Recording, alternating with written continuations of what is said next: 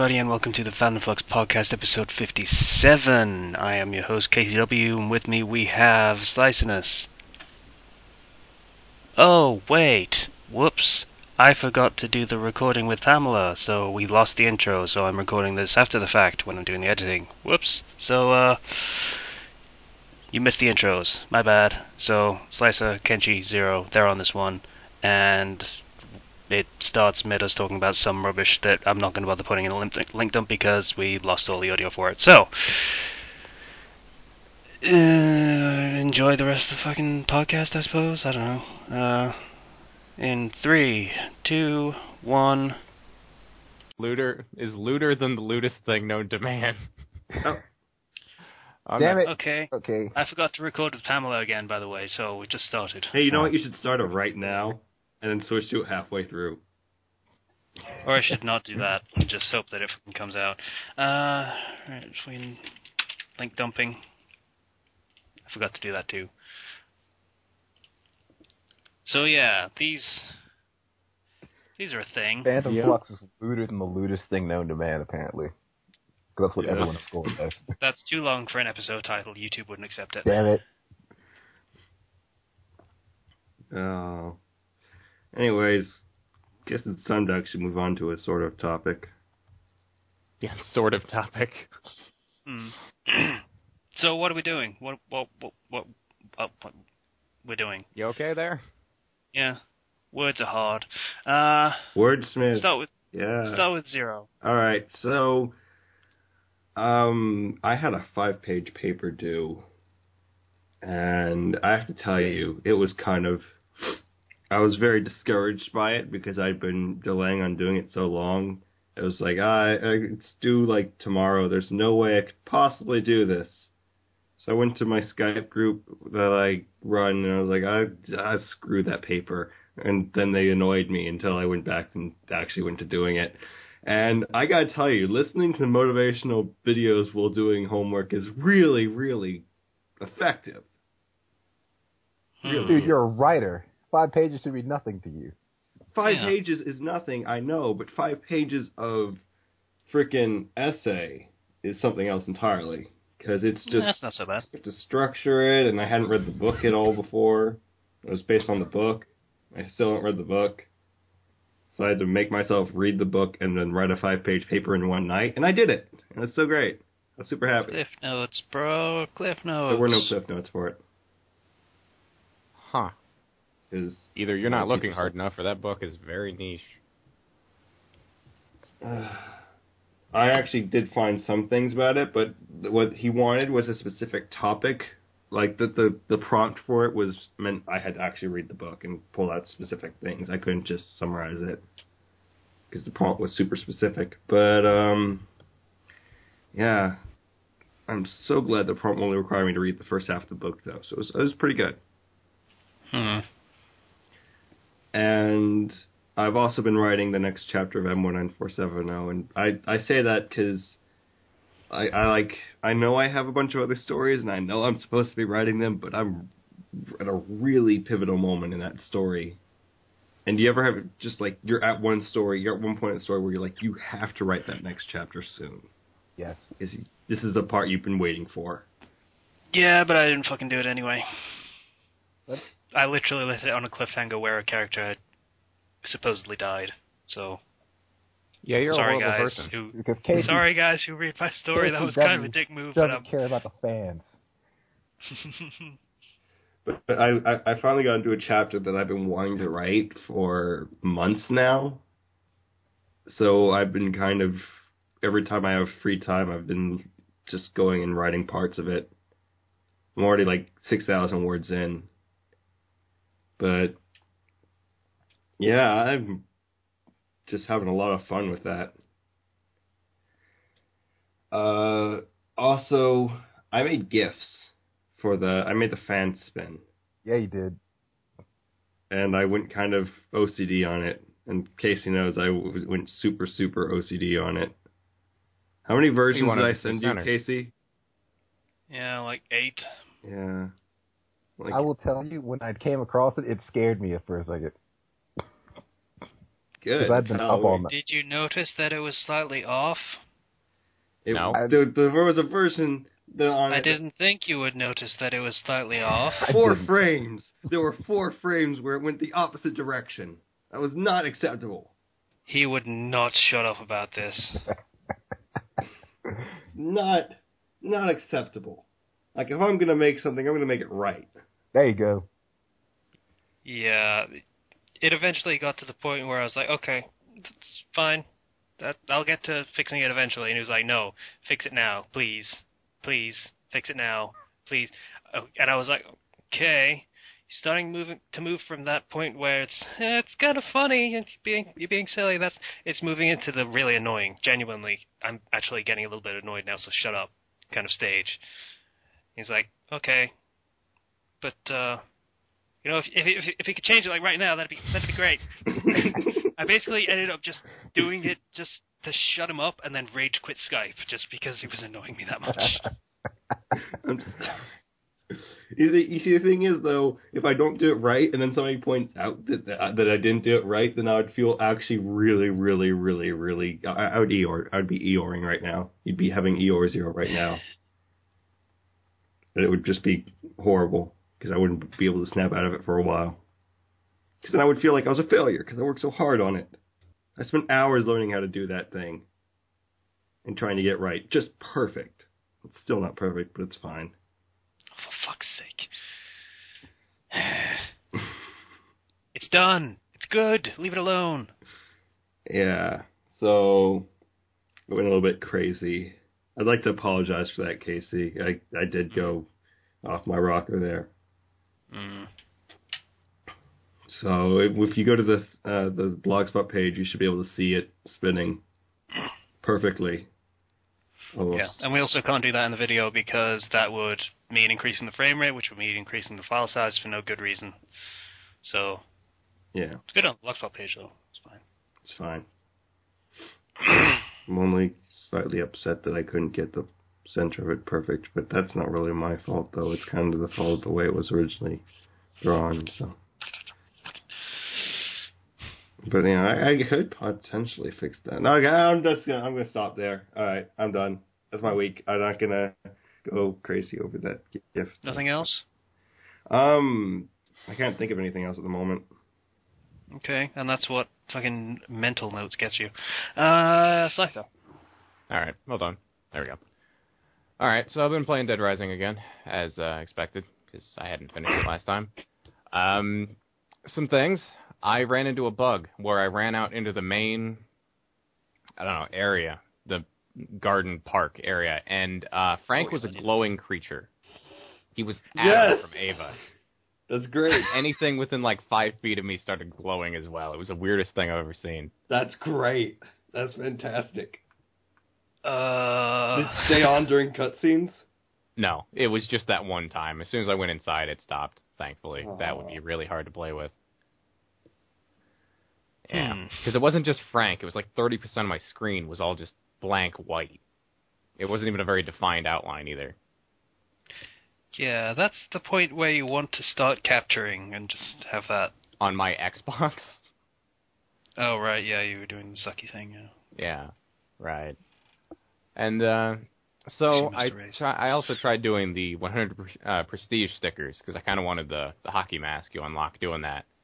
I got through, I think it was like 86 of them, and I walked out of an area and I was called down for dinner. I learned the hard way, you can't pause that game right after coming out of a cutscene or a loading screen for an area. You need to wait till the little time till a helicopter arrives goes away. So I came back to find Frank getting nommed by zombies. He was dead. I lost all of that progress. Couldn't you just push the Xbox button so it would immediately bring it to the menu or pause it as soon as the cutscene was over? No. Yes. Well, I suppose you could maybe hit the middle button, but who knows if it would actually pause the game. It would. It does that, though. It always does that. All right. Lesson learned then, I guess. Either way, I'm dead, and I've given up on that achievement. Fuck it. Who cares? Aww. Life's lessons. Don't try? I'm confused with the message you're trying to send here. That's the message I'd be trying to send. Of course you don't try. You do or do not. There is no try. Yeah, okay. That was more positive than my version of don't try, but let's go with that then. If we can bring it back for being pretentious for a second. I Yeah, Star Wars is the height of pretension, you know. Is that what that's actually from? Yeah, do or do not. There is no try. It's the Yoda quote. Right, of course. All right, I watched. The only other thing I really did this week was watch. What is the actual title? It's Fate Stay Magical Girl. It's with Ilya. Oh yeah, the Ilya one. Yeah, the first few episodes were boring, honestly, but once the action kicked in, it really picked up. It was great. The Yuri was kind of weird. It was like really sudden and odd. I don't know. It was funny though. I've kind of been avoiding that, like the plague. Why? Because it just seems really weird, and it focuses on Ilya. Well, and I would feel weird really I would feel weird watching it because it's focusing on little girls, and I don't know. That's just me. No, that's not just you. It's Magical Girl, so that's kind of par for the course. Sort of. I guess, no, that's Senshi. Never mind. Right, anyway, the only other thing is Diablo 3. Been playing that. The last act was really good. The bosses were actually challenging. Aside, they maybe had too much health, but that was really it. They had some actual strategy involved to them, which was nice to see. It wasn't just hack and slash, retreats. You fight some mooks. And yeah, that's it. That's my week. Okay. Ken. So, first and foremost, creatures are taking over my house. Bees. They love my bathrooms. Oh. Yeah. My at least dad it's not killed wasps or hornets. Yeah, at least there's silver lining, I guess, if you want to put it that way. I know a guy who's got a wasp nest like all over his house. Let him tell his story. Right, sorry. And we don't even know where they're coming from, but they're like the first floor bathroom, they're like all over the place. And there's even some in the upstairs bathroom. And I found some in the basement bathroom. So I have no idea what's happening, but it's annoying. There is a species of bee that can chew through concrete and will hide in the walls until a certain point in the year where they will come out. Yep. I might need to look into that. I think it's masonry bees or what you mining should do- bees. There are a few different types of them. You should set out some honey and then set a thing like so that they'll be trapped when they go towards the honey, and so you get them with a honey trap. Was that supposed to be a joke? You gotta get them with the honey trap. That works for ants, not bees. It doesn't work for bees. Oh. Bees make honey. They don't. Maybe they want some more. I don't know. I'm not a bee. What would I know about the bee wants? Well, okay, imagine this. You just walk up and across a big sheet of paper is a bunch of shit and spit. What do? Are you attracted to this mess? He has a point. Yeah. Maybe you want to clean it up. I don't know. I'm not the bee. It's not yours. Maybe there's a bee that's a neat freak out there. Also, I forgot one thing, and it's bug related. The bugs that have taken refuge in my lamp, who have since died, they're starting to smell. Like the light bulb is cooking them. I need to clean that out at some point. Yeah, that's probably a good idea. Gross. Yeah. I saw some dragonflies. They're kind of humongous, but it's kind of cool. That's about the extent of the bug problems I have. I like dragonflies. They're really nice. I went in the garden once. We had a couple hundred of them battling outside. It was pretty cool. Yeah. Well, yeah, the dragons, they're bound to fight each other. Uh-huh. Dragons. Territory. Yeah. If I could sing, this is where I'd be singing the Dragon Ball Z intro, just to piss you off. You can. I don't know the words to that. Don't sing it. I don't want to hear it. Yeah. Other than the bees invading my bathrooms, I have bruised ribs because well, it's not even my fault. It's kind of my fault, but it's not really my fault. And I don't want to go into too much of a technical explanation of it, but some dude I was grappling last week, and someone was on my back, and they had me in what is called a body triangle to try and control their positioning with me. And that's an uncomfortable move, but it's not supposed to hurt under normal circumstances. It really isn't enough to actually do any real damage to you. But the way it was, I was kind of turned on my side in the move when he put it on. So when it was on, like,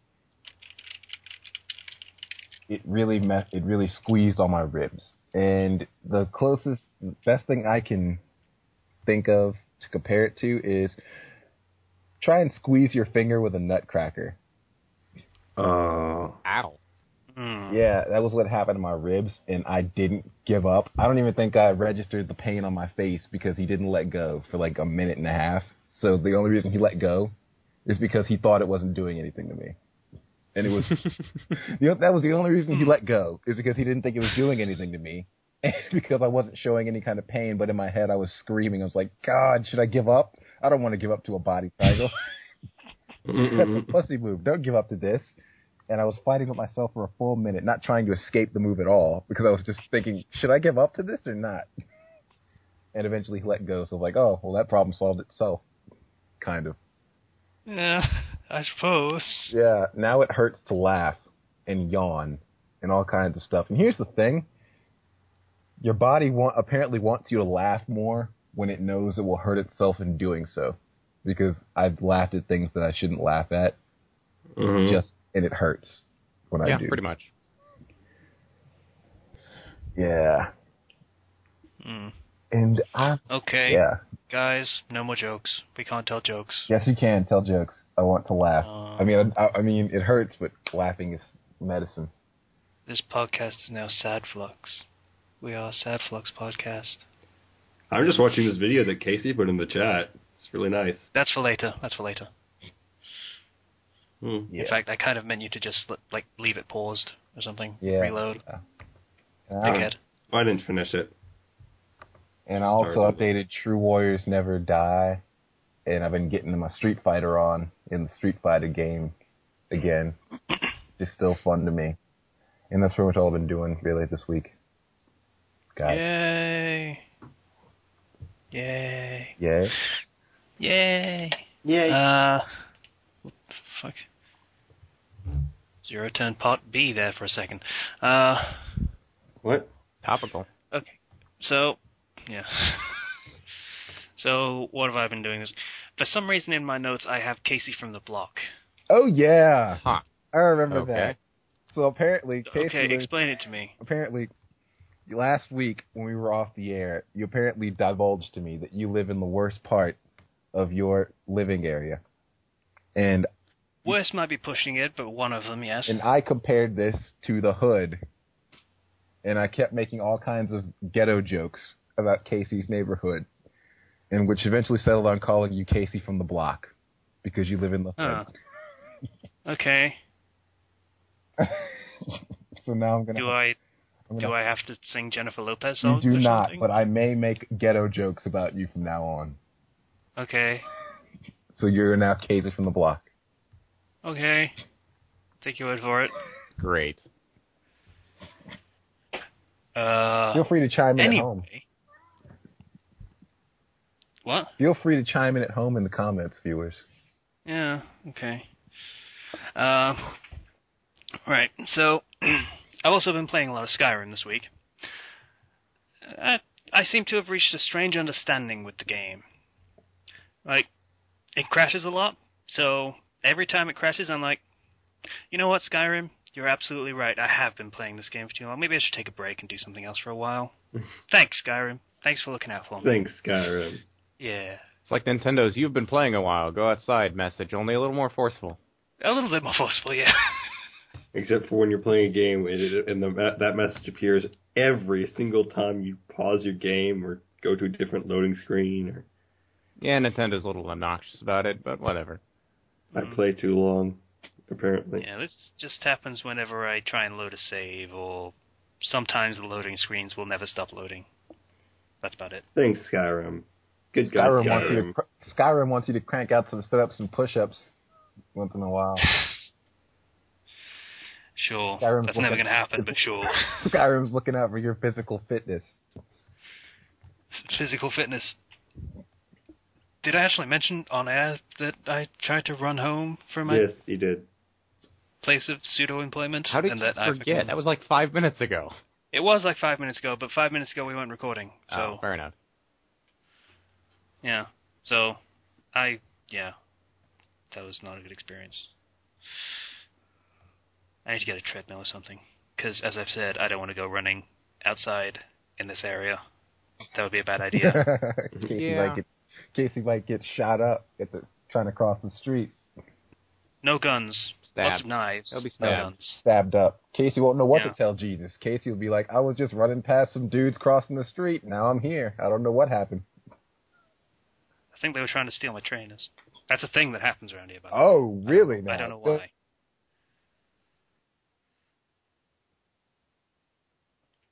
Yeah. Wow, I thought everyone had, or I thought I was the only one with that problem. That keeps cutting out. Yeah, he's sort of cutting out every now and again, just for a few seconds, and then I heard him laugh, and then he cut out again. Yeah. What were you saying, Ken? So they'll steal your shoes where you're from. That's a really hood problem to have. Yeah. Well, shoes are apparently the valuable thing in this country somehow. I don't get why. Fucking Adidas. It's weird. I don't get it. Anyway. I started watching Lord Marksman and Venatus. Oh, yeah. That's a good show. Yeah. That's a good show. I'm going to have to read my notes because I don't remember what I said about it. Oh, yeah. It was shitting on Akame ga Kill. Yeah, so Venatus is great. Mm-hmm. Much better than Akame ga Kill. I recommended it.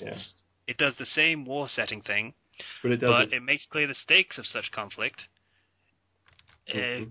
AGK, as I acronymized it, messed up by starting out with petty corruption to start, as it all felt shallow. Yeah. Right. So it was all just kind of low stakes kind of conflict in Akame ga Kill, and that meant the whole conflict felt really weak and pointless. Like it ramped in comparison up, to the entire war thing that's going on. Like it ramped up later in Akame ga Kill, but it did that shonen thing where it starts small and gets bigger. Mm. But with Venatus, it starts out big and then it gets bigger. Yeah. I mean, it's supposed to be a war, so there should probably be war going on. Yeah. But Akame ga Kill seemed to ignore that bit for the first, I don't know, half maybe. Mm. Yeah. They're both kind of ham-handed in execution. They're not subtle at all. But Akame ga Kill just doesn't have the impact that Venatus does. Mm. So... Yeah, or at least as far as I saw. I'm really pleased with Venatus because I recommended the light novel before the anime came out, and then when I recommended the anime because it's a really good series. It's got some really the setting is really strong. There's a lot of thought put into it, and you can feel it because there's lots of characters that even the enemies, they feel like they were done well, in my opinion. At least later on. Because one of the dukes, who's one of the main enemies of the of Tigre, the archer dude, he has legitimate reasons to not like him later on, to generally want to kill him, and they're completely legitimate, and I like that. Okay, it's not just you're an obstacle; it's you did this to me or part of my family. So. Motivation is good. Mm-hmm. Mm. Better than not having motivation, that's for sure. Mm. Anyway, I also watched Captain America 2, this morning. America. Yeah. It's a pretty good film. You know who's cooler than Captain America? Hulk? You're going to say Fucking Captain Falcon. Britain. Fucking Falcon is way cooler than Captain America. He kind of is. Yeah. It's disappointing they didn't give him a bigger role. Yeah. He's pretty cool. You know, in the comics, he became Captain America.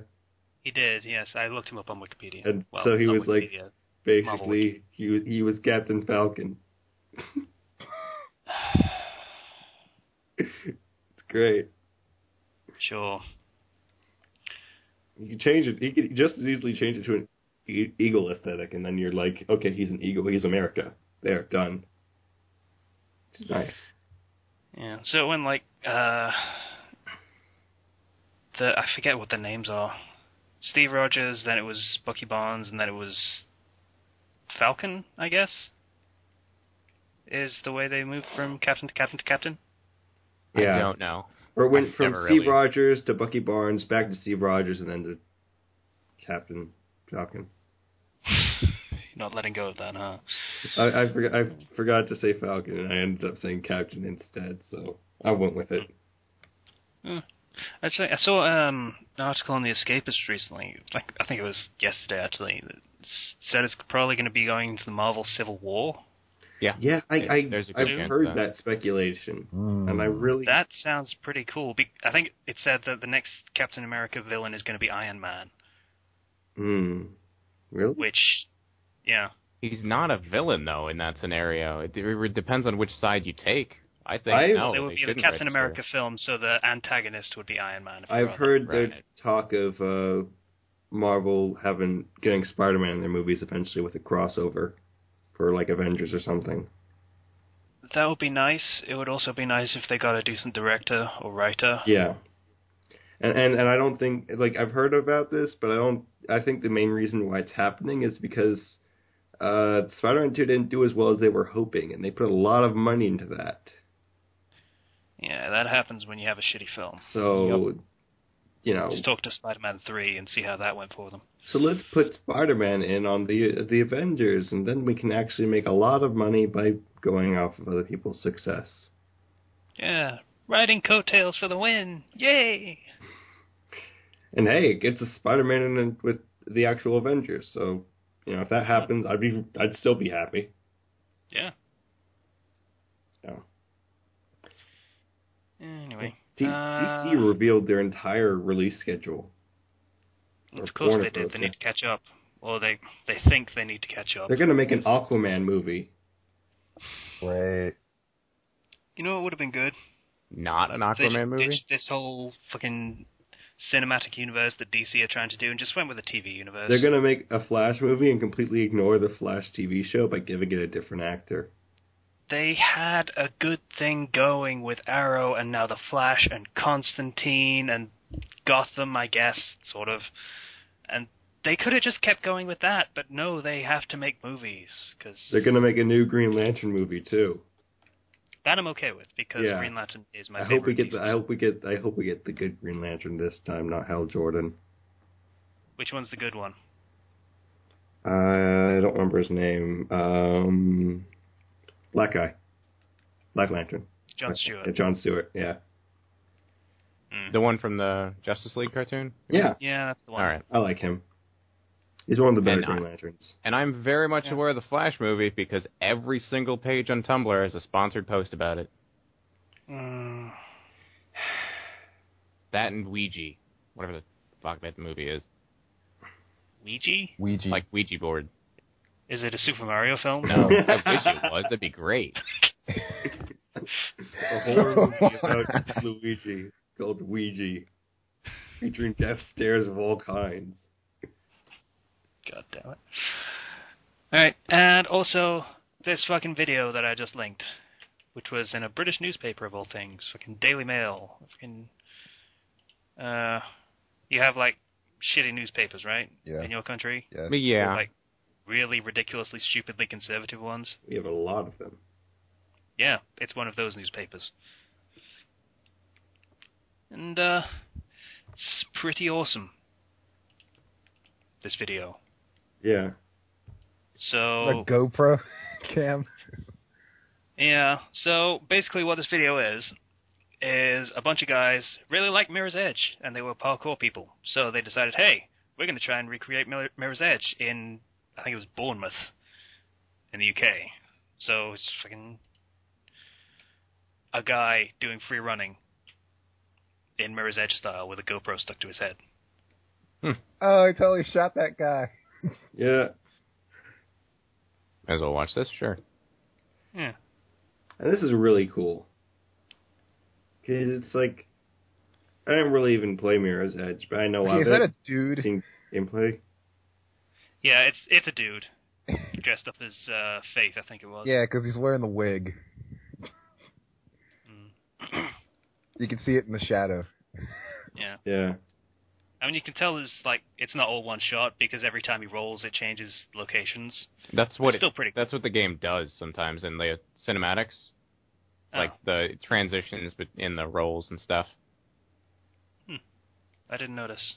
Then again, I wasn't really paying much attention when I played Mirror's Edge. I haven't played Mirror's Edge, so there you go. Yeah. I hate jumping puzzles a lot.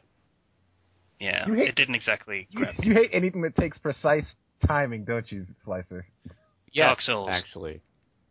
Well, Dark Souls does not take precise timing. Oh, right, he careful does the backstab thing, so he doesn't do the riposte that actually does take precise timing. Yeah. I did in the first game. In the second one, it's fuck that. With delay on it? No. Yeah, the second one sucked, I admit. Still, kicked in the face. It's awesome. I like these roll transitions. Yeah. It's very well done. And, just, wow. I really want to parkour. Jump. They're definitely not going for the no-kill run.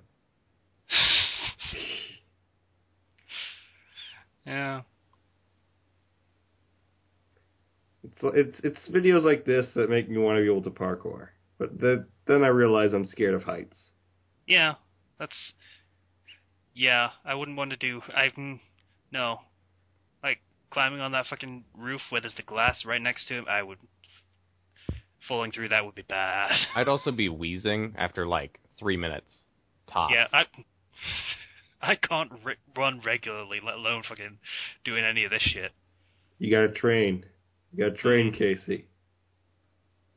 But, yeah, also... Bournemouth is apparently much, much nicer looking than my city. In the ghetto, where mama cries. 'Cause there's one thing that she don't need, another little hunger mouth to feed in the ghetto. In the ghetto. Is this some from South Park? Yes.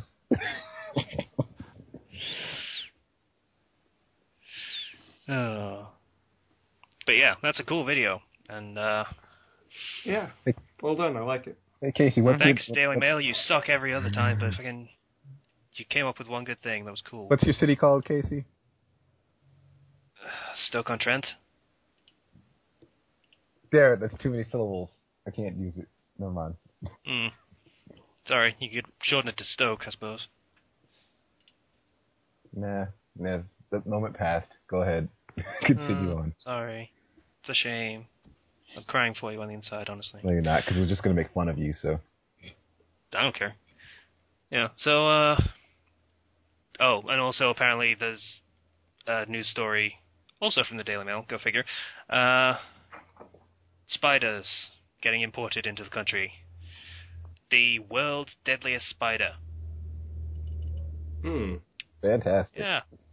So, yeah, according to the article, the world's deadliest spider was found in someone's bananas that they got delivered from a supermarket. Great. Yeah. Picked up the bunch of bananas, and it was just fucking there. Crazy. And then they tried to get some fucking animal control people in, pest control and stuff, and there were apparently several hundred eggs. Sweet. So Yeah. they failed that kill it before it lays eggs plan. Yeah, but then apparently they got the eggs and sorted that out. This is apparently not the first time this has happened. This year. So, I am mildly terrified at the moment. If he'd eaten those bananas and he'd eaten the spider, what do you think the chances are that he would have become A world's spider. deadliest Spider-Man? I think the chances are higher that he would die within 2 hours. Maybe. Depends on if they hatch before they reach stomach acid. But maybe his DNA is compatible with the spider's DNA. Maybe he's drift compatible with the spider. I think maybe you've been watching too much TV or movies or everything. Or I haven't been watching enough. Who knows? You need to watch more, totally. Yeah. Also, this spider, like I said, kills in 2 hours if it bites you. And we used to have antivenom in this country. We don't anymore. Why? Why would you get rid of antivenom? It expires. Well, okay, not what I meant. And our stock expired in 2011. So now you got to import. Now you got to import more of these spiders to get the antivenom, which could risk them getting out.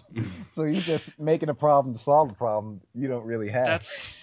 Why would you need to import the spiders to get antivenom? Why couldn't you just get other people to make antivenom from where they're from, Homegrown and then source. send you the antivenom? Homegrown source of antivenom, dog. You don't want to import. Why? You don't want to. Nobody wants to import when they can make it themselves. Okay. He has a point. Does he? Yes. Does he really? Yeah, actually. You want to assure quality. You know, if you have anti-venom, you want it to work.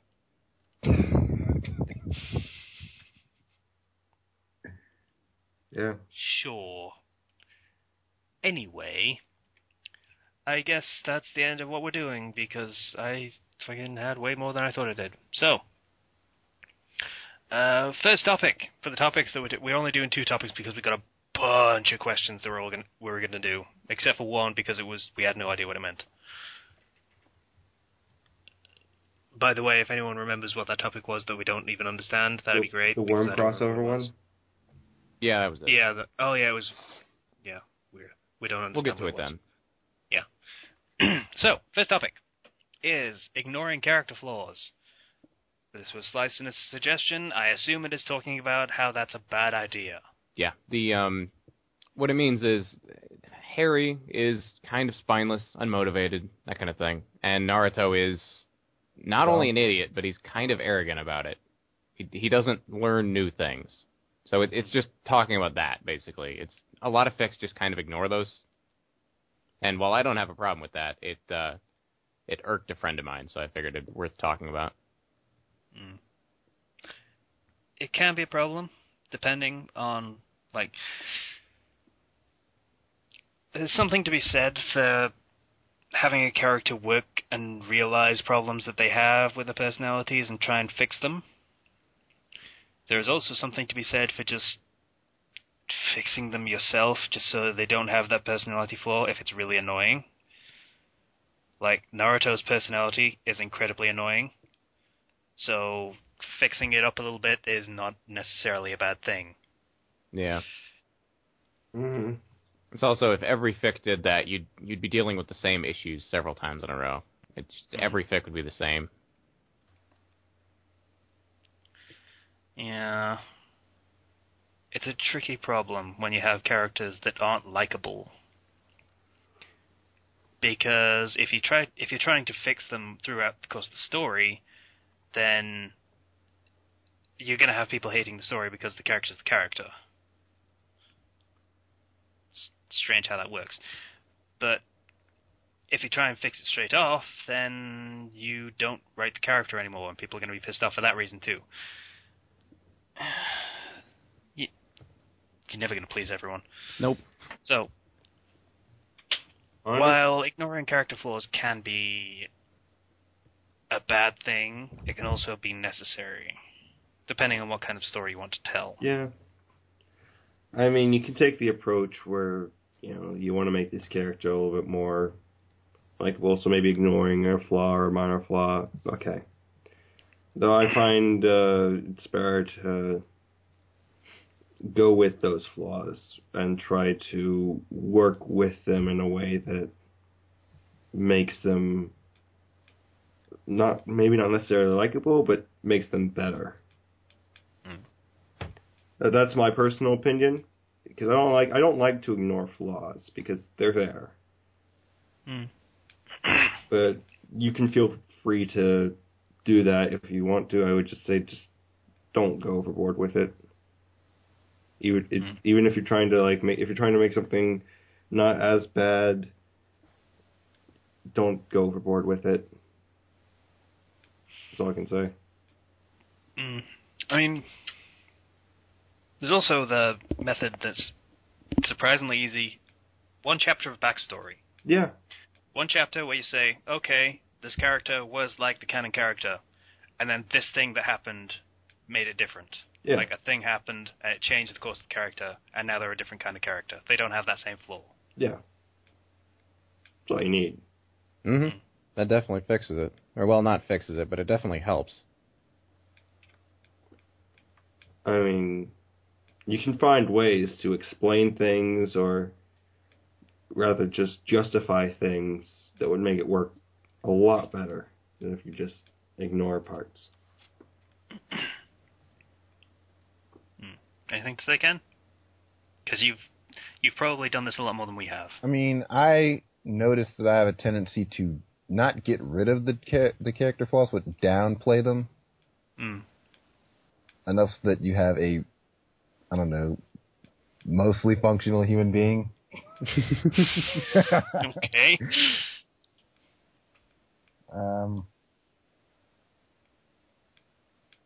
And I'm not sure how that's a good or bad thing, or how good or bad that is, but it's something I noticed that I do.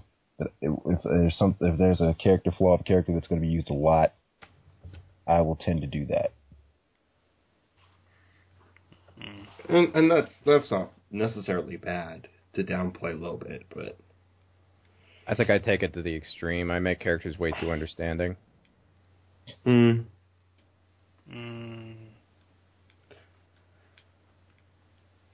Because really, that's more of you understand, so thus your characters understand kind of thing. I attribute that more to not being able to fully, I would say... That might be a problem of writer's perspective. Yeah, you that's what I was going to understand say. what the characters are going through, so your characters inherently understand what the characters are going through, even though they shouldn't, because they have the understanding that you have because you're writing them. Yeah, and that's something I have to watch out for when I'm writing as well, because not every character is going to be understanding. Some characters are going to be stubborn, and they're going to be stupid, and yeah, that might make them unlikable, but that's what real people might do. Mm-hmm. It's a difficult thing. You have to make sure that you limit your character's perspective, so they can't know things that they don't know. Yeah. It sounds like an obvious statement, and it kind of is, but it's a hard thing to realize when you're in the middle of writing. So, not to mention tempers and emotions usually play into things. Yeah. You're calm when you're writing. Your characters aren't calm when they're doing whatever the hell they're if doing. somebody's angry and they're shouting, they're not going to all of a sudden understand if somebody explains everything to them calmly. Like, some people might, but most people, when they're angry, and they're going to stay angry for a while until they cool down. They might do things or say things that they would regret, things that you might not necessarily do, but things that they would do.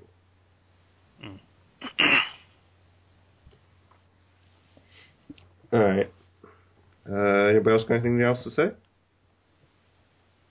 I think we covered it. Yeah, we pretty much covered everything.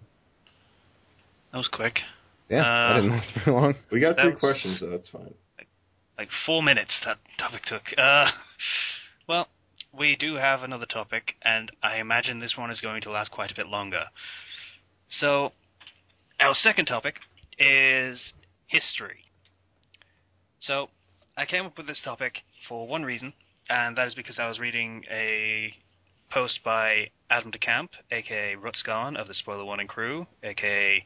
the writer of a game that had a really deep narrative, and I forget the name of it. I should probably look that up. I'm fucking looking that up right now so that I can fucking maybe give it a shout out. I forget what... I'll link it because I don't remember what it was. Anyway, his quote, he was talking about the Elder Scrolls Morrowind and talking about the narrative of it and how it's all shaped by the history of this country and such things, and he really liked the narrative of Morrowind in particular because the way it works is all of the political factions are based around certain factions of their history, and there's a lot of infighting and stuff, and there's not a lot of records left, and so a lot of the history comes down to he said, she said. Oh, this guy was great. He was a great hero and a leader, and he helped a lot of people, and he was great. No, this guy that you're talking about, he was an asshole, says the other guy, and he caused so much death in this war and stuff, and that kind of storytelling, that kind of expositing history is a lot more interesting. Specifically, the quote is... Hang on, let me find it. History as a debate is much more interesting to learn and follow than history as an inventory. So, for example, if we're going to pick out an example of terrible examples of how to do history, Naruto. Oh, yeah. For those who listen to the podcast, we're still doing the manga recap, and we get this sudden exposition dump of who... What was her name? Kaguya Otsutsuta? Whatever her name is. And her sons, the Sage of Six Paths, and the other guy. And we just get this huge info dump of who these characters are, who they were, how they got to be who they are now, how they lived and died, and who their family members were, and all this stuff. And it's just told to us, flat out. And there is not a question about whether it's true or not. It's just there. That's the truth. That's what happened. That's boring.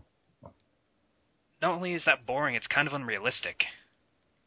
That's not how history works. Nobody had a conflicting opinion. Nobody had a second. There was nothing. No other. Yeah, else. there was no supporters of what's-her-name who were left after Sage Ofta, or whatever he did. I don't even know. No one was resentful. There was no infighting or wars or anything after that. Nothing happened? No? Well, that's nice. Everyone has a happy ending, apparently. That's not how history works, and it's boring. And it's not engaging to the reader. So, it's nice when people can choose sides in a conflict. It's nicer when you don't know which side is the right one. When both sides have very good points, neither side has really a full picture of what happened, but they hold on to what they have anyway. It adds some intrigue, yeah. I'm sort of rambling at this point, so if everyone wants to discuss how to do history in storytelling, that would be lovely. Backstory and setting. I mean, the most basic way I feel like is you're going to start on one side. One side's going to have to explain what this is and why stuff's happening and why we hate those guys. And it's usually going to be the good guy's side. I mean, it's usually going to be the protagonist's side. Yeah. Not always there's necessarily gonna be the bias. good guy, but yeah. There's always going to be bias there. So it could be the bad guy's side, but you might not know it yet because they're biased. So that's going to be the main. That's usually going to be seen as the main narrative. Yeah. Because that's another thing. History, as is said, it's a famous quote, history is written by the victors. So, the good guy always wins because the good guy is the one that's left to say that they won. Yeah, the good guy's the one that's left to say, I was the good guy and the hero saved all of you. So, it's always good to have a dissenting opinion, and that's not how it happened. There is more to this than that. Please don't try and paint this so black and white so that we can get some alternate perspectives on this bitch. I don't know why on this bitch at the end of that. You tell them, Casey. Yeah. Casey from the block. Exactly. God damn it. He's seen worse things than curse words in the hood. Yeah. Anyway. I've forgotten what I was saying. Alternate perspectives. Stupid thing. But yeah, alternate perspectives are always interesting and add a level of depth to a setting that you can't get by just your basic hero and villain story. Mm-hmm. Like, actually, if we're going to give a bad example of Naruto, we might as well give a good one as well. Though it was more retcon than actual historical depth. But the Uchiha Massacre, that probably did it much better. Yeah. Because from the eyes of the village, it was, oh, Itachi went insane and killed everyone in the Uchiha compound. And, oh, what a terrible tragedy. To the leaders of the village, it was Itachi slaughtered a bunch of would-be traitors to save the village. What a great hero he was and what a sacrifice he made. Let's never talk about it. Yeah. And then... no, I think that's pretty much it, actually, now I think about it. Yeah, so, but still, two very different, but still both entirely accurate perspectives on events that happened, and its backstory to the setting, and it adds a bit more depth to it, because not everything is cut and dry, and everything fits neatly into place. That's not how history works. Mm-hmm. And very much carrying this topic. keeping in this universe of things, there's more to the history that I would like to know that I'm actually trying to start writing. Like, when the villages were formed, how many fought against it? When the clans came together and whatnot, how many people went against that, thinking they're forming like a monopoly or something, and they're going to take all our business, fought against it? That's probably how the other villages came into being anyway, after Konoha did it first. So I think that's interesting. Stuff like that works for me. Yeah, and basically you could say it ended up as being, oh, they have this village of a bunch of different clans, we're going to have to do the same thing if we want to keep up. Kind of logic. Yeah. And it was not a whole, hey, we want to end all warfare kind of thing, as the Konoha people would have you believe. Yeah. It was a, we just want to step our game up because we're going to be left behind if we don't. Hachiramen probably did that to really actually do that for his dream and everything, but everyone else sees it as, what the hell? They're bringing the best of every clan that we've ever heard of together. How the hell are we going to fucking make a buck off of that? So they started doing it themselves. We have clans too. But yeah, well, we have clans. Nah, man, look at my clans. Also the question of, was Konoha really first? Because we've only really heard the Leaf Village's take on history. Yeah. What about the rest of the world? Yeah, history's more interesting when you think about all the different perspectives surrounding it, rather than just the straight facts, because the straight facts are always going to be biased if you look at them alone. Because, like, rather, this happened, we were the good guys. Or this happened, they were the traitors. Like, anyone that studied history could probably tell you how boring it is to read in a textbook.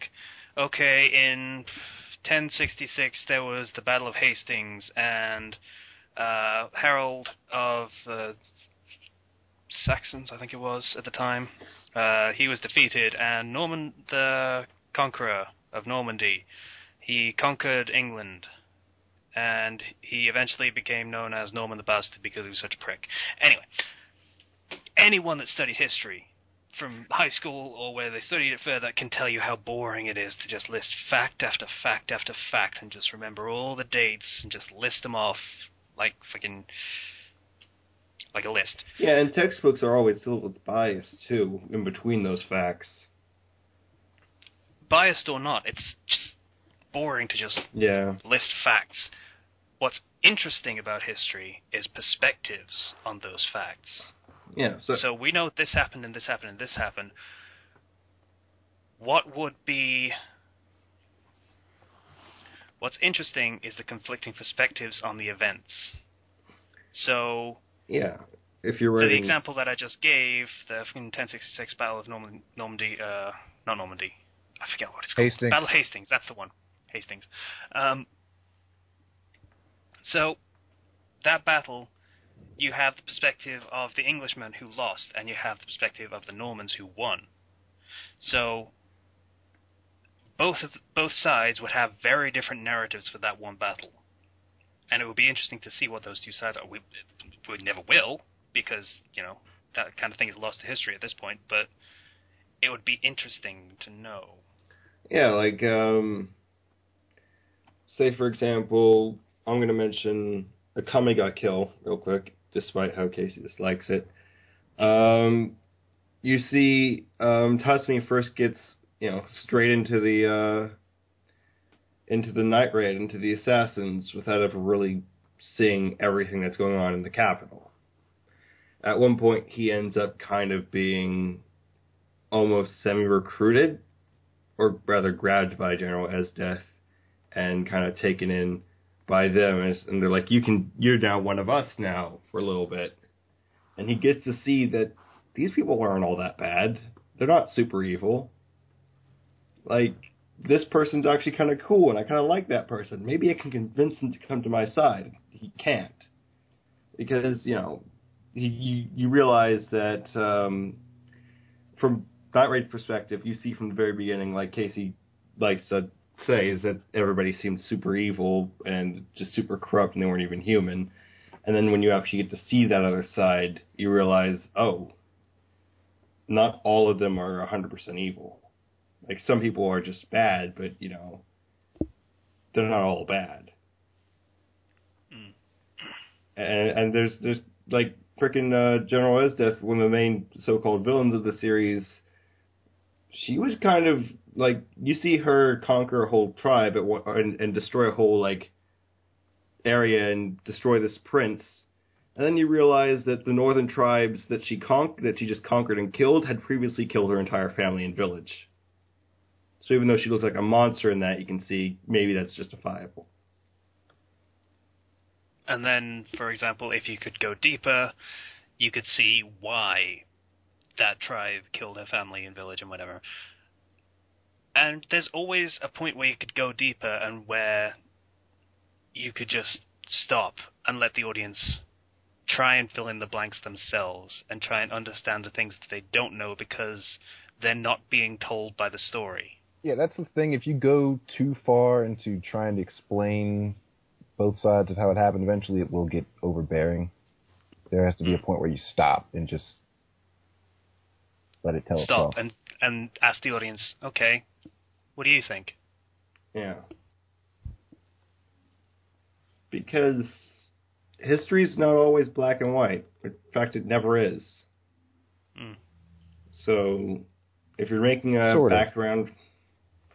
There are some events it that are never just is. absolute black and white, but okay. Okay. If you name World War II, I'm going to prove you wrong, but go ahead. No, I more meant like slavery and stuff. No, maybe. Specifically African slavery rather than like the Egyptian sort, because that was like they needed people to build stuff. Well, And for some people it was a cultural, societal thing that they were really raised and they didn't know any better. I mean, it's not like you can blame everybody for that. I'm not defending it. I'm just saying that there were some people who, despite slavery being a thing, were actually treated their so-called slaves as family, too. And actually made them their family. So, it's not black and white. I don't know enough about the situation to even comment either way. We can say it's wrong now, absolutely. It is wrong, but the people involved were not totally evil. You can't just say, they were evil because they inherited slaves from their father or something and didn't immediately set them free. You can't straight up say that because history's not black and white because people aren't black and white. I mean, very rarely you'll ever see somebody who's a saint or somebody who's I'm a going devil. to just stop this here But before it goes any deeper let's into a very, very dangerous territory. Shall I? Yeah. Which is why I said nothing. Maybe I demonize things easily or simplify them. I try to understand things more, and that leads to me finding things that I don't want to find. So, devil's advocate is also in my nature. Yeah, so. Same here. So. That got awkward very quickly. It did. So basically, if you're going to make a history for this plot or whatever, this is what happened here. It's always more interesting if you can expand upon that with different perspectives, because what you thought was this was actually not exactly this. These bad guys were actually not exactly bad guys, and it's up to you to believe who you want to believe. Yeah, whether you have all of the information about a certain scenario or whatever happened, a battle or a fucking diplomatic meeting that went wrong or right or whatever happened, whether you know everything or whether you know almost nothing, it's always good to have both sides in the conversation. Represented, yeah. I have a example of that, actually. It's the Second Ninja War. We're told Stone is evil and that they got their asses kicked, but from Stone's perspective, Minato is a slaughter. He killed thousands. That was I know I'm quibbling, but that was the third war. Oh, it was? Okay, yeah, I was wrong with that. Second war was the one where Uzu got, murked over. Right. Yeah. All right. But that's kind of what you want to do with your story. It's up to you, but if you want to make it more interesting, show everybody what the other side's thinking. Actually, if we want an example of how to do an incident where we don't know anything, the Second War where Uzushiogakure? Sure, yes? I have no idea how to pronounce that, but that sure, was whatever. Abbreviate it. Uzu, when they got ruined, that's an interesting thing because you could see Konoha as the villain there because they did not go to back up their ally. Or you could see them as the people that were put in a terrible position because they couldn't go and help their ally. We honestly don't know because they don't tell us why they didn't actually go and help. So there's a lot of possibilities there, yeah. Yeah. So it's weird how Naruto's been all over the map for how to deal with the history of the setting, but whatever. Gives us good examples to use, I suppose, so that's good. Absolutely. On both sides of the board. Good and bad, absolutely.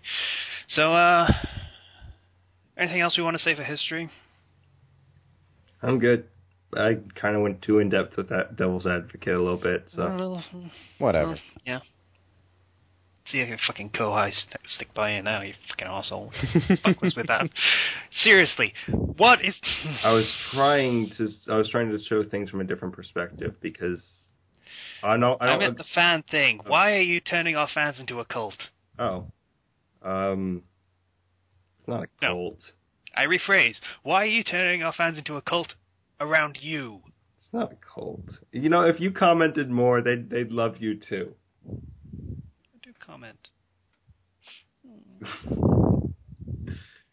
I just asked them how they're doing, and they respond. It's not a cult yet. Yes, it's a cult around him because Zero cares about people. You don't. And you've made it abundantly clear. I ask people to comment so they can tell us what they think, and they Do you don't respond? They don't respond. They don't say anything. People, please, I beg you. Is the podcast good? Is it bad? Am I a terrible host? I'm genuinely insecure about that, by the way. I am probably a terrible host, but no one tells me whether I'm good or not. Doing a better job than I would do, so go ahead, yay. So, if people could actually comment and tell us what they think of the podcast, that'd be great. No. This time, I think you guys should try to stroke Casey's fragile ego. No, don't stroke my ego. Tell me whether I'm shit. I want to know. Yeah. Okay, tell him that, and then stroke his ego in a post note. If it deserves it, anyway. If you feel he deserves it, fine. Fuck you, Zero. I love how I'm the one who suggested that, and Zero got blamed for it. I'm trying. That happens a lot now that I think about it. Yeah, that's probably why people love Zero. Because he just takes your scorn and abuse with a smile. Should we move on Yeah, I'm to... still okay with it. All right, so we're doing a lot of questions this week because we have a lot of questions. Thanks, guys. One of them we don't understand. What was the question that we don't understand? What do you think of? What's your opinion about the massive amount of worm crossovers? Yeah, we don't know what the fuck that means. Do you mean Worms is in the game? Do you mean Worm is in, I don't know, that Tremors set of films? Or that thing from the Dune film? Or do you even mean, like, one character goes to another dimension and nobody else does, kind of thing? I don't know. Oh, yeah, like wormhole crossovers, yeah? We don't really understand that. We don't know what you mean, so please clarify. We're sorry about that. Alright. So, first question that we understand is, what has been your favorite story to write or beta? By Sleeping Meerkat. Okay. M1N47 was my favorite one, if you can't tell.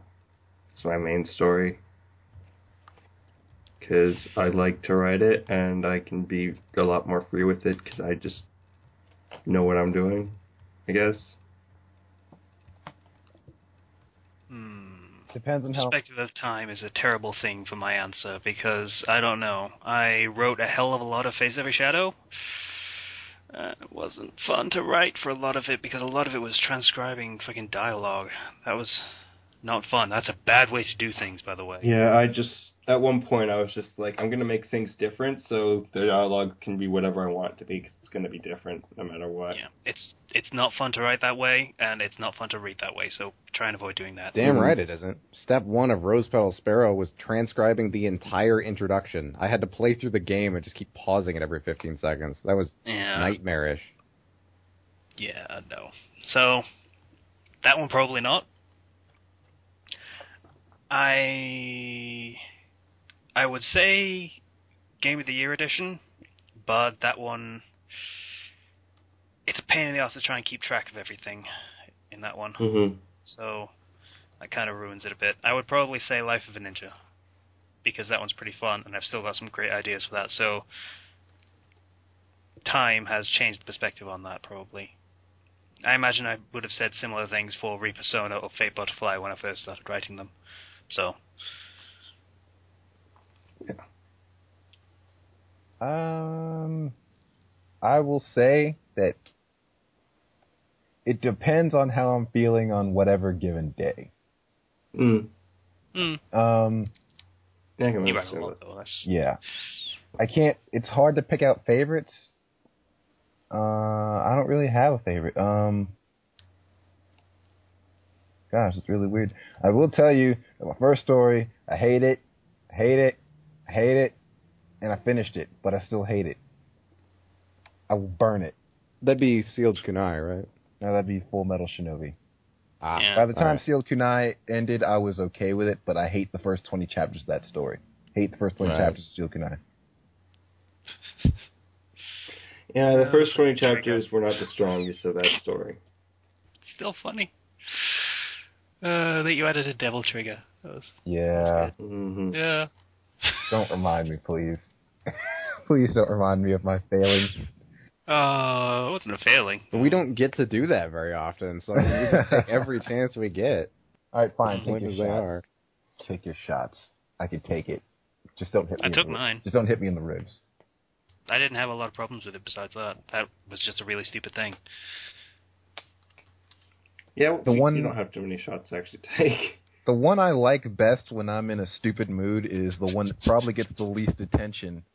It's Naruto Soldiers of Fortune, which is the alternate universe, like modern setting one. Because anything that's stupid and in my head, I can put in that story because I pretty much deigned it is not to be taken seriously. Also, I like that you, I can remember the quote almost exactly. It was, Kurama was asking whether to get rid of was it the Kitsune trigger or was it the Devil trigger? The first one. It was the Kitsune trigger. Okay. No, He it said- was. No, I didn't remember. So, and Naruto's like, what? No, keep the trigger. The trigger's awesome. So I know at one point you thought that idea was great. Yeah, I did. Yeah, you did. We all played DMC4, okay? It's all right. Ego. Great. Anyway. On my end of things, I really, despite my earlier complaints about Rose Petal Sparrow, both that and learning the difference, I've really enjoyed writing them whenever I had the motivation to do so. Otherwise, it's just a slog. It kind of sucks. But it's like that with everything I've done. It's just, if I have a good idea and I'm motivated to do it, then I have a great time. In regards to beta reading, I have two categories that I use. Either, did I have fun with the fic, which was, if I don't, I no longer beta read the fic, because then, once again, it becomes a slog. And two, how receptive was the author to my advice? Which can come up to be an issue sometimes, like if the author is a dick. Casey has never had that problem. I've also never really suggested much, because his fics are pretty much spotless already. Aww. Yeah, okay. So I guess with this episode, we are pushing Kenshi's ego down and lifting up Casey's. Right. Yeah. Anyway, so if I had to narrow it down to one fic, I think Duel by Fantasy 1290. That one was really fun to work on. Had a lot of original ideas, and the author asked my opinion a lot, and we just talked a lot. In general, I think anything by Storm Arrow, which is Piercemont, by the way, he's become one of my best friends, so that was pretty great. Anything by him. Unfortunately, he's stopped writing since, but whatever. I don't think we're Slice's best friends. I don't think we are either.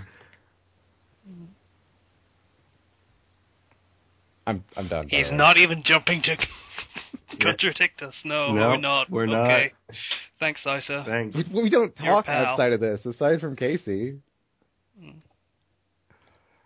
Am I your best friend? I'm sorry for not being social. All of you are my friends. I can't say best friend, but... Fine. I can only have one of those. Stop it. You just said one of your best friends. Fair enough. Whatever. You're not even in the one of his best friends category. There's a completely justifiable. There's a reason why you guys are not in my one of my best friends category. You have to have punched me in the face to be one of my best friends at some point in time. Right. I don't see that happening, even if we do ever meet. So send me 600 pounds and I'll fucking come and do it for you. If you like, it's fine. Okay, but you're gonna have to endure what happens afterwards, just like everybody else did. And that's why I'm not gonna do it. This is how it's gonna work. You're gonna meet me like inside the airport terminal, so you're probably gonna have to buy a ticket yourself, by the way. And then I'm gonna punch you, and then I'm immediately gonna get back on the plane. You'd have to get to the plane first. Okay. All right. How about this? I could punch you in the airport terminal, then TSA. Now, would get on my ass. security will stop it, but it's just a matter of, can they get to you before I do something bad to you in return? Who's faster, security or his fist? Didn't Casey just also mention that he can't run? God damn it, all of my flaws are coming back to bite you. This all fits together nicely. Yeah. I say again, it's a terrible episode for me. I'll let you punch me, Kenshi. And I'll punch you back. I mean, you have to hit me first. Or I'll punch you and we can... we can fight. As long as we fight, it's fine. Let's do it. All right. Sounds like a ton of fun. I'm not even joking. I know. Now that we've bonded homoerotically, can we continue? Sure. The tone of voice in that last exchange apparently was weird. Someone's not my fucking best friend. We're not four best friends. We're just three and an acquaintance. Fuck you guys. Do you guys have a writer who you can't read a story from? Neon Zangetsu. Same here. I was going to say the exact same thing. And I follow the guy for some reason. I haven't removed from my alerts yet, but I cannot read anything from him because if I do, he will not update. Yeah, he's not technically bad. It's just if you can't get invested in anything he writes because it's not going to go anywhere. Yeah. I do enjoy his fix. Yeah, you're right. He's not a bad writer. Yeah, it's just not he's consistent. not bad. If he just wrote one-shots all the time, I'd be fine with that. But if he didn't, it's the fact that he keeps writing like 5 chapters for a story, and you're like, is this one that he'll update regularly? Is this... No, it's not. I'll clarify. He was bad, but now he's not bad. He's gotten better. Yeah. Yeah. Like most That's of us. He's the perfect example of a writer that just writes whatever he feels like writing whenever he feels like writing. Mm-hmm. He's also an example of a writer who gets better with experience, which is all writers, which means you should be writing to get more experience. Right. If you write and then you suck, write more and you'll get better. That's how it works. That's how anything works. You practice, and practice makes perfect. Yes. Don't be a Ron. Don't just complain and whine about not being good enough. Because like I sucked when I first started. And I'm not afraid to admit that. It was okay, but it wasn't like anywhere near as good as my writing is now. I can't even call mine okay. Mine was terrible. I can only say got mine one review, and it was some guy demanding I get a beta reader. That was great. And now you're a beta reader. Yeah, funny how that works. Let's see, there's another one that I don't. This one's just straight up because of bad quality. Anything written by Fairy Tail Dragon Slayer. Awful. And he has like 1 billion crossovers. I feel like I've read some of his stuff before. That does sound familiar, the name. Yeah. I might have seen one of his things. Let me see. Anyway, if you're a writer and you're out there and you don't have a beta reader, even though you know you should, or you just keep writing whatever you want without updating your old stories, you're not going to get a lot of readers. Because it's just how people work. They like to have people that have stories that can make coherent sense and can be updated semi-regularly. Oh, and he is American. Okay, I thought that the fact that he didn't live in the English-speaking country would be an excuse, but that's not an excuse. Okay. Oh man. Like I've seen some writers that like I'm not from an English-speaking country, and their stuff's actually pretty okay. It's just like some people. I know people in fan fiction in Indonesia and in the Philippines, and they have fantastic grammar and spelling. So, if you're in America, is actually the guy who suggested the character flaws topic, and he's from Venezuela. His English is very good. It's just he messes up sentence structure sometimes, since he's self-taught. So, yeah, that's not a big problem. All right, so there's that question.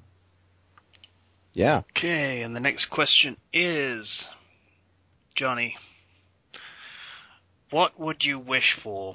If you had one wish. More wishes. I'm That's kidding. not what he said, No, but what would you wish for? I would wish for more wishes. Yeah, same here. We're just going to assume that loophole has been already covered by some let's smart ass. assume we're not stupid. Let's limit it to you can't wish for more wishes, and you can't exploit real loopholes. This is just if you could wish for anything right now, what would you wish for? Superpowers. All of them, or just one? All of them, but they would be controlled by the casting of 2 20-sided die. Wow. Okay. So it'd be a fun little random every single day. I'd have a different power, but it'd be controlled by die, so I would have no actual control over it.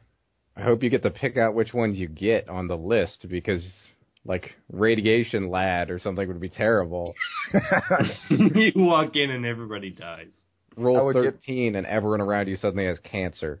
Roll. No, I feel like that would be a critical failure, so that'd have to be a 2. Yeah. What's 1? You just explode? Well, he's rolling 2 20-sided die, so it'd have If to you be roll 2. one somehow with 2 20-sided die, you're doing something horribly right. If I roll a 2, I'm going to get the power to grow hair on any surface. Yeah. Oh, God damn it, bringing that back. Oh, man. Oh man, I'm glad we managed to implement that one again. I don't think a lot of our listeners even remember that episode. I don't care. It needs to be. I'm still gonna have to do a highlights thing, aren't I? Probably. Yeah, I'll get to it.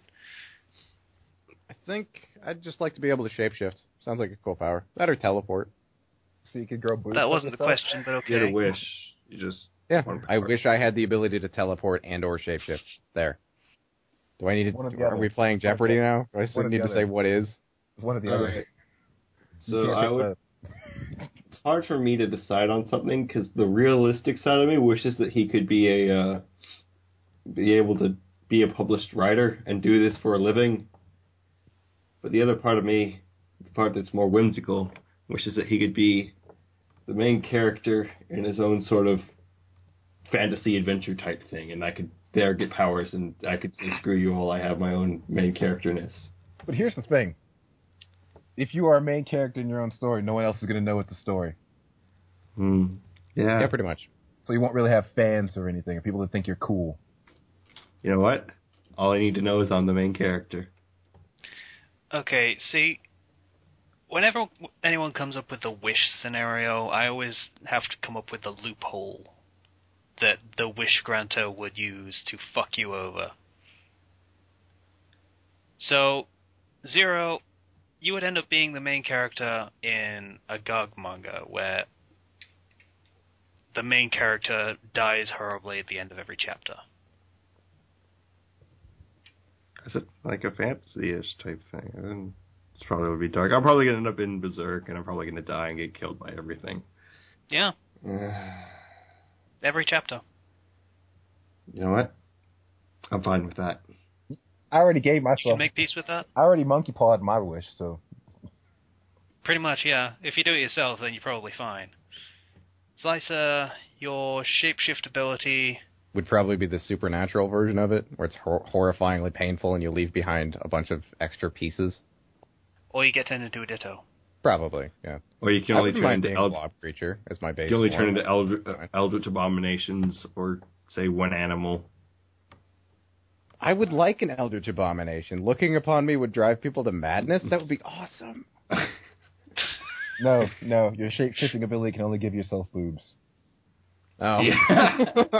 How's that a downside? Well, we learned a lot about Zero this episode. Kidding. I'm just kidding. I don't know. Teleporting would be like you don't control it, so sometimes you might teleport into a wall and fuse with it and die. Yeah, if I had to go for a wish that I would be sure that wouldn't backfire, I would have to do something like you would have to basically write a 3-page essay about these are the limits and restrictions of what I want. You'd need a lawyer. Okay, Yeah. Slicer, for your teleportation thing, you could teleport anywhere you wanted without any repercussions, but it would take just as long to get there as it would take if you walked. You just wouldn't realize. It's an interesting downside, actually. I think I'd still be okay with it. Because I hate driving. It sucks. Like blinking, Instead, you're you there. Like blinking, you're there. Only it took like 18 hours for you to get to where you were going. Well, if it was 18 hours away by car, then yeah. Yeah. You know what? That's actually a lot better because you don't have to sit in the car. I don't imagine this is much of a problem for Casey. No. It's you- not much of a gain either, because if I was to use like a teleport ability, I would want to go to America, and that would take me like 8 weeks. Yeah, that would take a while. No, your teleport power isn't even a real teleport power. The blinking, you're there thing. Yeah, you really just walked the entire way there. You just aren't aware of it. You just black out. Oh, that'd go great going over an ocean. That'd be brilliant. Yeah. You open your eyes after blinking and you're just solid beet red from sunburn. Perhaps something gnawing on you. It's dumb. Yeah. Yeah. I can't think of anything, to be honest, because I keep thinking anything that I would ask for, I would get hounded by the government asking how I got that. Again, Like superpowers, they would want to study me. If I asked for money, they would like fucking try to figure my out where that money realistic came thing from and that then I throw was me at that in I- prison for fraud. again, my realistic thing, published writer. Yeah, but then that doesn't mean you're a good published You writer. know what? It doesn't matter. It doesn't matter as long as I could be published. Yeah, I've long since realized the whole government being suspicious of it. That's why mine are pretty much like, I'm not going to bother anybody with mine, aside from maybe teleporting where other people are. 20-sided die of superpowers. Can't go wrong. You can, though. That's the point. That was the downside of the power. It could go very wrong. Hey, as long as you're willing to accept that anything can go wrong, nothing can go wrong. You know what? In hindsight, I kind of want to take Kenchi's wish, too. Let's go with that. I'm fine with that. Let's see what happens. Today, I will explode every time I talk. Today, I grew a tail. That's my power. Today, tail. I like Ken's. Yeah. I think he's got the best one out of all of us. Today, I can walk through walls, but only when the walls are made out of metal. Or green. Or blue. Or certain blue. Color. When only the walls are made out of blue. Today, I have control over gravity, and every time I sneeze, the gravity over me increases 10 times. And it would suck. Well, let's learn how to control all the powers, which would be really hard to do because I'd have to wait until the next time I rolled at like 6 to control a certain power. I imagine after a while you get a handle on them, but yeah, the first, I don't know, few years, you wouldn't have any idea how to use much of them. And I have to have a completely broken one for only one. I need to have a completely broken power. That's the one you hope you get every time. Oh God! I just thought, what if increasing gravity and decreasing gravity were two separate powers on your dice? So you increase gravity like 3 times, so it's like everything's 3 times heavier, and then you just have to wait until you get a dice roll for decreasing gravity. Oh, that would suck. Yeah. Hopefully you get the DBZ version of that, where you're super strong then, once you decrease it. That makes sense. Get the power to grow an evil mustache, like Juhavok. That comes with the power to grow hair on the surface of anything. So no, with the power to grow hair on any surface, you could make everybody Juhavok. It'd be great. Or I could take of his mustache. You could. Or I could combat his mustache of badassness with the combat afro. No. Yeah, Kenshi, you turn his mustache into a beard, and then he has no power. Because then it's just a beard. If he adds a beard to it, then it's useless. Yeah. Or I could fight his mustache with the power of my mustache and grow Whitebeard's super sharp, pointy mustache of death. And you have mustache combat, sword fighting with the damn thing. Yeah. You both have your arms behind your backs, just shaking your heads back and forth, in combat. Yeah, Ew. all I can imagine is the downside of that facial hair one is that you're possessed by your own mustache for the day. Oh, yeah. Poor Yuhabak. One day he will be freed. Mm-hmm. One day he will be shaved. Hey, if you want to understand that in-joke, watch Manga Reflux Episode 4. Yeah. Are we numbering those? Or was it just the manga ones?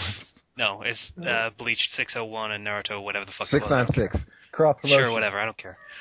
69.6. Uh-huh. Yeah. I think that answers the question. Kind of. I think it answers it very well. Yeah. For me, especially. If I had to pick one of my own that didn't include Kenchi's, I would probably wish to be able to be unnoticeable. You'd be background character number 7?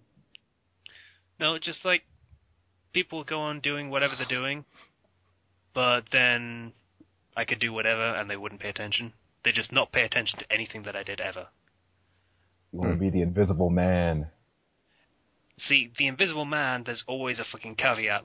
He can be seen in, infrared or whatever. But if you're unnoticeable, then you're not noticed. Even if they can see you, they won't be seeing you. You could be caught on camera stealing beer out of the convenience store, and they'll wonder who did it, and they'll still see you on camera, and they won't notice that you did it. Yeah. Great. You'll be the world's greatest What does assassin. that say about you that your first example for that was stealing? What else are you going to do if no one can notice you? Damn it, I can't think of anything that isn't a felony. Exactly. There's a reason you don't want people to notice you. Yeah. See? And it's Told you, probably asshole. illegal. Anyway. Recommendations. I lied earlier. I have absolutely nothing. Oh, fucking well done, Slicer. Let's see. I'm trying to think of something I haven't recommended, because I feel like I recommended 2 stories last time. And I probably did, so... Oh, no. Kenshi, do you have anything? I've got nothing. I told you from the start I had nothing. I did have something. And then you took an arrow to the knee. Really? Well, I thought I had... It's weird. Well, I had a fucking... doesn't look like we have too many recommendations. Well, shit. Didn't Okay. Didn't I'll Kenshi give have an- one? No? Oh. No? Nope. You kidding me? I'll give an unrecommendation, I guess. The Matrix Effect. It's a crossover between The Matrix and Mass Effect. And fucking... That sounds kind of absurd from the sheer premise. A little bit. So... The machines and humans make peace in 2100 rather than going to, like, I don't know, the 23rd century or something, as is Matrix canon. And they make peace, and humans are still in the pod things and still hooked into the Matrix, but then there's also a faction of freeborn humans who reproduce in the normal fashion. And Mass Effect stuff happens, and as before with the fucking other one that I forget the name of, From the Ashes or something, the council don't like the whole AI thing, so no Citadel races thing. And humans are independent again. And then they're not, because reasons. Like, literally almost out of nowhere, the council's like, okay, humans can join, even though they have an AI. For reasons. Reasons that make sense, or just author needed them to be a council race? Author needed them to be a council race. Could you tell by the sound of his voice? Pretty much Ken's right, but I'm mostly only guessing. The author has a strange thing with sentences. Like, a character will yell at someone and then say something like conciliatory for no reason, and then say something completely disconnected, and then get back to maybe the point they were trying to make. Huh. It's very strange. I don't... Is he from an English-speaking country, or is that... I have no idea. All right. Let me check. It should be in his profile, yes. He is from... Technically, no, he is not in an English-speaking country. What is it? The United States. Screw you. Yeah, okay. That was pretty clever, but no. Had to. Couldn't help it. Yeah, I'm an asshole. Yeah, so... The plot is weird. The characters are flat. And when I say that, understand that I have not actually seen any of the computer machine characters. They are just all of them flat. So... So yeah, that's pretty bad. It's all bland, and none of it really makes sense in how the dialogue plays out. So, whatever. And it's 150,000 words. And complete, apparently. So, I don't know. If someone else wants to see how that plays out, I read 4 chapters. I am giving up on it. So... Finish it. No. Finish it.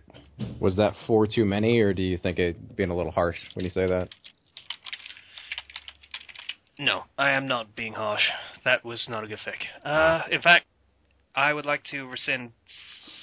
No, I would not like to rescind anything I said about From the Ashes because it wasn't a good fic.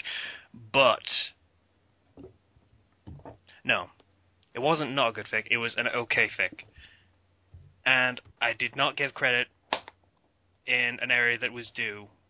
I really should have, but I was tired and cranky because... Nah. And hopped up. And that too. And I drank poison, so I was a little bit ornery about that too. For you guys.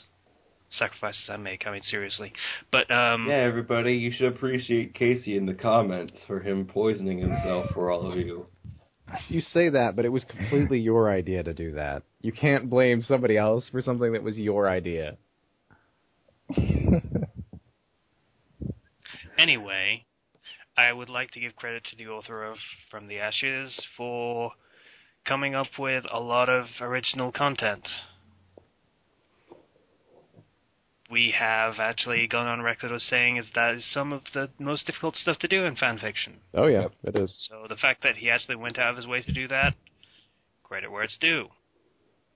Less credit when he says he's going to do that and then doesn't, but yeah. Like, for example, the Novaria arc, where they goes to the ice planet and it's fucking run by businesses. And it says, hey, we're not even going to go to P15 and do the whole Ragnar thing. Which is technically true, because instead they go to the Peak 7 and then do the Ragnar thing, and everything is exactly the same. Wow. So, all right. technically true, but functionally not true. So...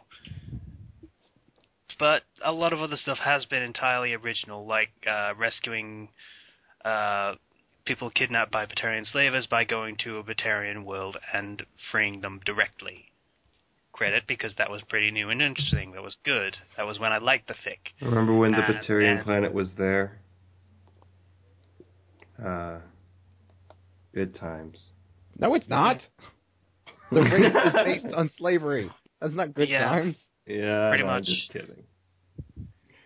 Yeah, and then the author did the Novaria thing, which was boring and exactly the same, though a couple of good character moments, so kudos. And then we did the Enclave thing, which was the thing that kind of ruined the fic for me. But it was original content, so, again, credit. Though. Yeah, they really shouldn't be around. It doesn't make sense, but it's interesting. It's new. New is what I can call it, so... Could it have been executed differently? If done differently, could it have been executed better? Or... Yes. I think it could have. I think there's a lot of ways that it could have been improved, but that's an easy thing to say in hindsight, so... That is my half-hearted apology for not acknowledging the good things about that fic that existed. You get a misshapen star saying you tried and it didn't really work, but you tried. I'm so glad the Batarian planet no longer exists. The what? Oh, the yeah. Batarian planet. It gets blown up. You're like, oops, I messed up. I didn't save it this time. Oh well. That's the thing. There's a lot of Batarian planets, so why are they kind of like space hobos by the third game? Because they were hit by the Reapers first. Because their original planet kind of... No, that wasn't their original planet, but that was at least nearby where the Reapers first showed up. So they got hit before anybody knew anything was wrong. Yeah. So, screw you, Batarians. I never liked you. Good riddance. Because slavery is bad. It's definitely bad. Okay. I don't think Zero needs to clarify I need to clarify that, because it's bad. I'm just saying the people were stupid, not evil. Okay. If you say I'm so. trying to play devil's advocate for that. But it's a bad thing. It's horrible. I hate it. Okay. We believe you, Zero. We've rambled for like 10 minutes about this, so we should either wrap up or continue to whatever we have next. All right. So we don't have anything next because no one else had any fucking recommendations, and even I was stretching. I don't know. Also, hey, I gotta say this before we stop. The sleeping meerkat. It's gelatin. Gelatin. You got a problem? Bring it. Jelly. What? Gelatin. I can't reply to Jelly. the Meerkat's comments. The reply button's not there. I think he opted out to not be replied to or something. Because I wanted to reply to him. It's jelly. I don't know. I think he doesn't have a YouTube page. He just has a Google Plus one. So, yeah.